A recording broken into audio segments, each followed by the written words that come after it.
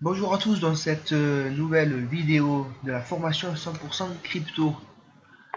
Allez, c'est parti. Donc aujourd'hui, nous allons analyser comment entrer en position avant d'écouter les conseils aveuglément.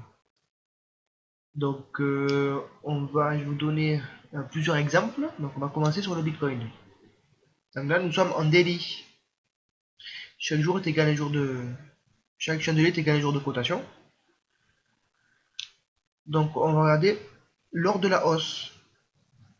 Donc, comment déterminer si on est en phase haussière ou baissière? On a juste à regarder les chandeliers, la couleur des chandeliers et la direction des chandeliers. Donc là, nous sommes depuis, on va regarder le point haut. On va toujours regarder le point haut. Quand on a un graphique, on regarde le point haut. On est où au point haut? Le point haut, c'était le 14 avril. Et on peut voir que le 14 avril, on était à 62 000. Et là, aujourd'hui, nous sommes à 34,8. Donc, on sait que c'est baissier. Là, aujourd'hui, c'est le 1er juin 2021. 14 avril, c'était le point le plus haut. On sait que c'est baissier. Comme on peut voir que c'est baissier, on voit aussi qu'il y a un escalier. On voit qu'on a une première chute, 14 avril au 25 avril, la chute. Ensuite, on a une phase de correction du 26 avril au 11 mai. Et le 12 mai, la cassure de la correction. Donc nous avons un escalier baissier. Nous avons la chute et là nous sommes en pleine correction. Là on peut déterminer que nous sommes en phase baissière en daily, je dis bien. En daily, parce que en monthly, on peut voir on est en tendance haussière, on est en pleine correction d'une tendance haussière. Voilà, donc le Bitcoin est haussier, mais là nous sommes en pleine correction, c'est-à-dire qu'il ne faut pas acheter, c'est le mauvais moment pour acheter, il faut attendre. Donc on va se remettre en daily pendant la phase haussière. Et on peut voir en monthly, pendant la phase haussière, elle a duré plusieurs mois, elle a commencé le 1er octobre 2020, et elle a terminé le 1er avril. Donc ça a duré 6 mois à peu près, 6-7 mois. Voilà, 6-7 mois ça a augmenté. Donc on va revenir sur la tendance haussière.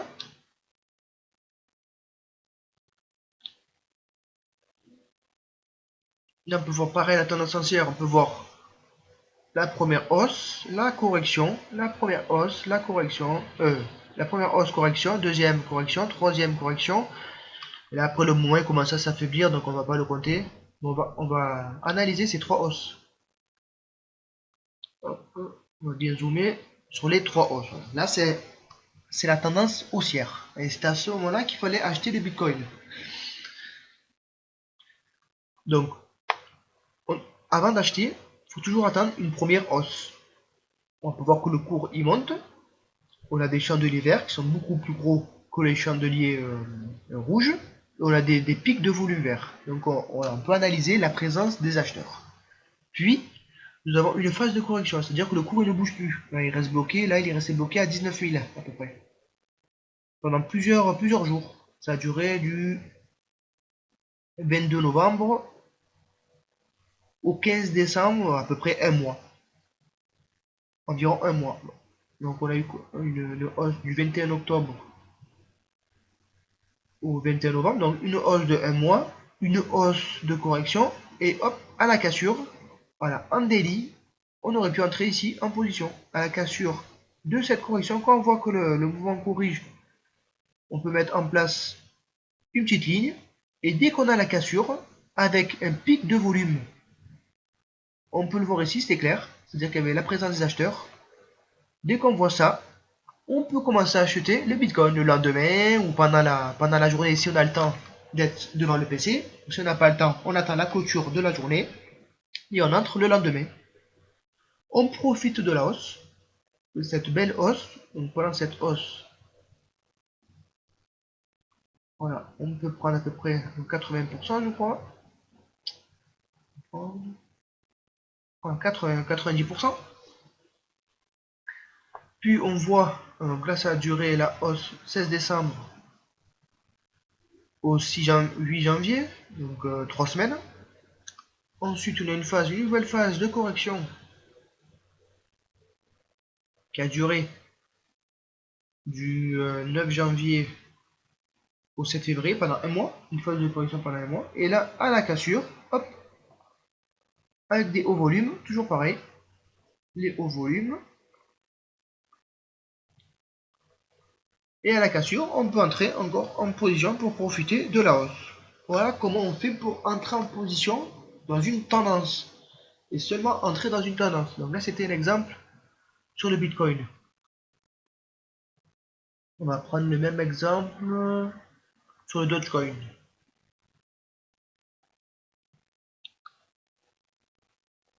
Le Dogecoin, c'est à peu près pareil.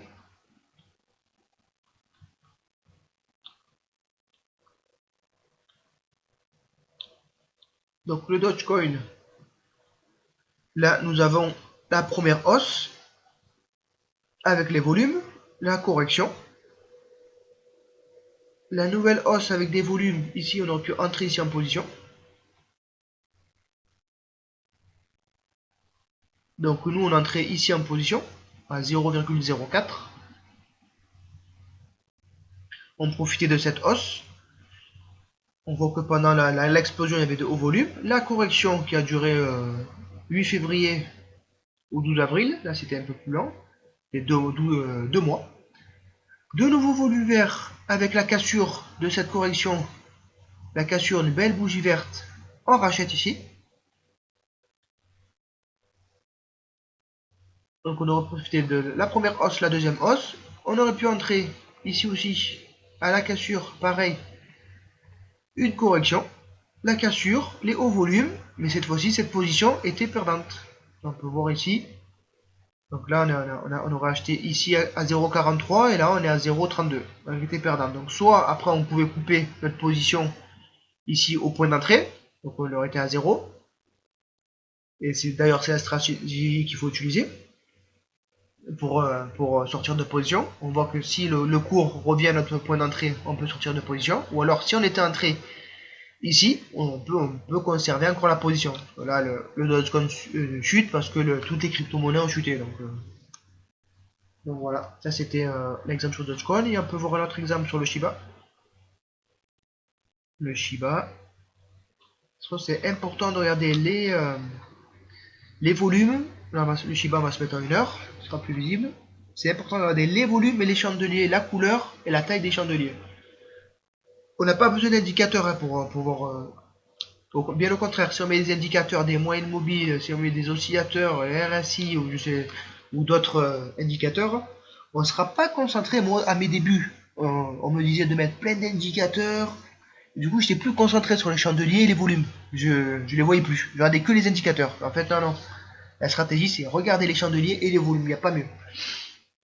Donc, on peut voir que là, le Shiba, donc le Shiba est baissier. Bah, forcément, parce que toutes les crypto-monnaies sont baissières. Donc forcément c'est baissier, mais on peut voir que les investisseurs ils ont acheté ici. Déjà on peut voir que quand on dézoome là, sur le Shiba, quand on dézoome sur le Shiba, ici on a 1 heure, on peut voir les hauts volumes verts ici. On peut voir que les acheteurs ils ont acheté ici. Les gros poissons, les grosses sociétés ils ont acheté ici. Pendant une période, ça a duré quelques jours. Et là on voit qu'il n'y en a plus. Il n'y a plus d'acheteurs ici. Donc n'achetez pas, pareil, j'entends dire ou je vois sur les réseaux sociaux, acheter du Shiba il est pas cher. Oui, il est pas cher, mais il peut descendre encore plus bas. Là, il a 0,000. Bon, je sais pas combien de zéros. Il a combien? Il a 3, 4, 5 zéros, je crois. Oui, 5 zéros. 0,0000879. Oui, il est pas cher. Mais il peut descendre encore plus bas. Il peut descendre à 0,000, à 5, à 2. Enfin, je veux dire, il peut aller encore plus bas, quoi. Donc pourquoi acheter maintenant et attendre des mois, des années? On sait même pas s'il va monter. Peut-être qu'il montera plus. On sait pas. Pourquoi ne pas acheter pendant les phases de hausse où les acheteurs achètent, les gros acheteurs achètent? Nous, on aura un temps de retard.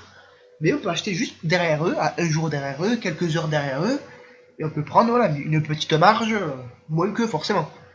Et pour ça, il faut apprendre à lire les graphiques, les volumes et les chandeliers, tout simplement. Il n'y a rien à faire, il n'y a pas de stratégie secrète, de nouveaux indicateurs, les gros professionnels, il n'y a aucun secret en fait. Il faut juste à lire tranquillement et rester rationnel.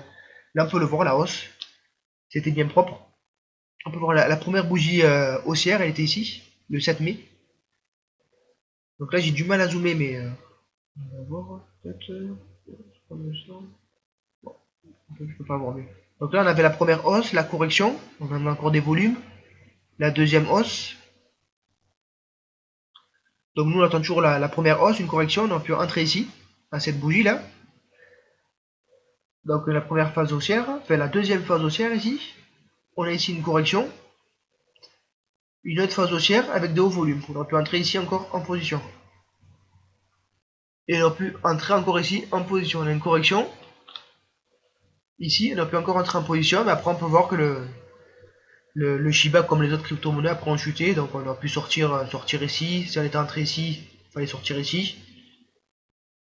On va voir si les premières positions ici ont été touchées. Et là, il est où le Shiba par rapport aux positions? Ah oui, là, il fallait sortir complètement en position, parce que même par rapport à la première position, on va aller voir.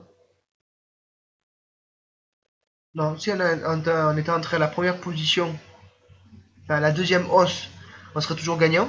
On aurait acheté à 0,000, enfin, il y a 5 0 et un 3. Là, on a 8, donc on serait gagnant. La deuxième position, non, deuxième position, on serait sorti pendant la chute. Donc voilà, donc c'est important de regarder les volumes. On le voit, les acheteurs. Là, il n'y a plus d'acheteurs. Donc voilà, c'est la fin de cette vidéo sur les points d'entrée. N'hésitez pas à me suivre, à liker. Ciao.